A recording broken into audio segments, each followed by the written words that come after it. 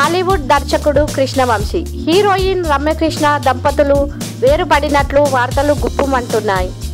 బాహుబలి చిత్రం కోసం 5 ఏళ్ల పాటు కాలాన్ని వెచ్చించిన రమ్యకృష్ణ కుటుంబానికి బాగా దూరమయ్యిందంట. ఈ దూరం కాస్త అపార్థంగా మారి వారిద్దరి మధ్య మనస్పర్ధలు తలెత్తి విడిపోయినట్లు ఫిలిం నగర్లో ఓ వార్త హల్చల్ చేస్తుంది. ఈ వార్తలను శివగామి వద్ద ప్రస్తావించగా ఆమె తనదైన శైలిలో స్పందించారు. మేము విడిపోలేదు, మాపై వచ్చే వార్తలన్నీ అవాస్తవాలే. షూటింగుల్లో బిజీ కావడం వల్ల ఒకరికొకరం దూరంగా ఉంటున్నాము. నేను చెన్నై షూటింగుల్లో బిజీ ఉంటున్నాను, ఆయనేమో హైదరాబాద్ షూటింగ్లో బిజీ ఉంటున్నారు. దూరంగా ఉన్న మా మధ్య ప్రేమ తగ్గదు. అర్థం చేసుకునే భర్త రావడం నిజంగా నా అదృష్టమని రమ్యకృష్ణ సమాధానం ఇచ్చారు.